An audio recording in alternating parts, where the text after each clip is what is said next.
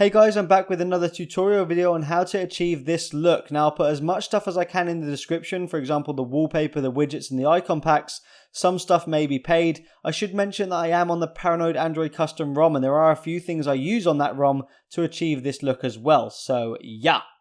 Okay, so here we go, and what I'm going to do here guys is actually delete everything and start again. So I'm just taking it out of full screen mode here, and then I'm going to delete everything and start again from scratch. So I'll do a step-by-step guide on how to achieve the exact look that I got. Okay, so let's do it, and the first thing you'll need to do is install the Apex launcher from the Play Store. This is pretty much the most important step of the whole look. Once you've done that, you can double tap the screen to open your menu, hit Apex settings so it opens the Apex settings menu, and hit home screen settings on the top. Now what you're looking for in here, somewhere near the bottom, it's called UI options, and you need to tick use tablet UI mode. Press OK on the dialog box that comes up and go back to your home screen.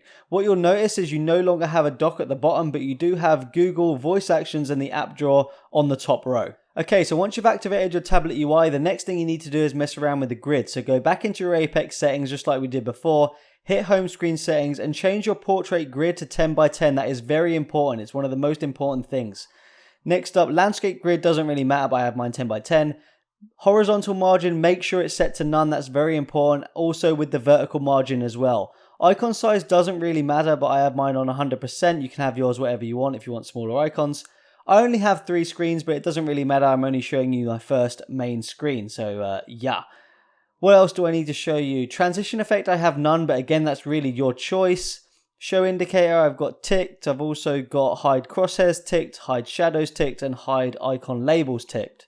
Okay, so that's the foundations of what we needed to do. So we can actually move on to the widgets now. And we'll start off with the bottom widgets. And those are the play bar widgets that I had here before. So you need 2 apps for this. One of them is the UCCW widget. Install that one first. Then you need Playbar UCCW. They're both in the Play Store for free.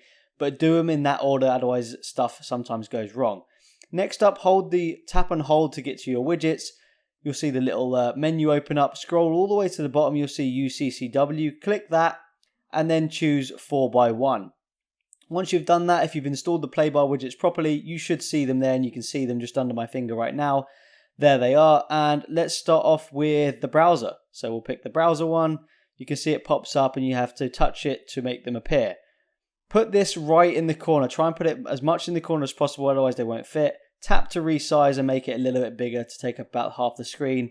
And just keep repeating this until you've got all your widgets. So back down into UCW 4x1. It takes a little bit of time, but trust me, the look is worth it. So we'll try out the camera here.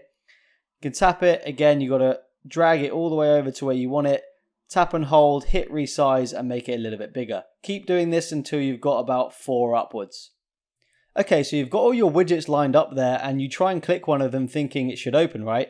Well, no, it opens UCCW. Well, while we're in here, we might as well mention you can actually customize it. So I'm going to change the color, and you'll also notice hotspot. This is how you can change what app opens. So you can press app and you can go ahead and find the Play Store or whatever app you want. But, you know, it says Play Store, so you might as well use the Play Store, right? Sometimes they don't work, so just redo the hotspot and it should work. Now, click the menu at the top and click lock widgets and turn it on. This means you're done. Now, when you actually go and try and open it now, it opens the Play Store instead of UCCW. Next up, we need to change the icons. So you need to go ahead and download the Minimal UI icon pack from the Play Store. Once you've done that, you can double tap, hit theme settings, and you should see Minimal UI right there. Tap into it and untick skin and wallpaper. You only want icon pack. Hit apply and you should see it processing. Then go into the app tray just to see your apps have changed. And now simply drag out the ones you want and rearrange them on the right hand side of the screen, as close to the side of the screen as you could possibly get. Okay, so we're nearly done. Lastly, you need to download and install Dash Clock widget. Once you've done that, place the widget on the screen just like you normally do. Go ahead and find it in the list. You'll see it there. You've got all sorts of different extensions. You can also press the menu and get more extensions. Once you're happy, press the tick. You'll see it's probably all bunched up. Rearrange it, resize it to the gap you have. Now, you'll probably notice the text is really large and you can't really see all your information. This is where PA-ROM comes into its own. If you've got it, pull down your notifications, go into the settings and go to hybrid properties. Swipe over to the left, go to tools and make sure expert mode is ticked. You will need expert mode to do this. Once you've done that, navigate over to apps and find the Dash Clock widget app in there. It'll open up this little menu, pull down the size to somewhere around 250. Once you've done that, swipe all the way over to the right and make sure you turn on force. Once you've done that, hit apply and you're good to go. You'll probably notice when you go back to the home screen, nothing's changed. Make sure you go into your Apex settings and restart the launcher for stuff to take effect.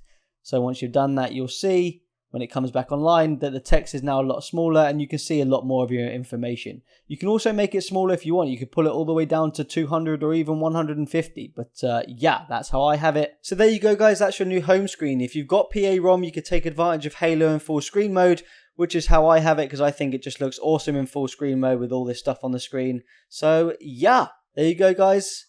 Peace out.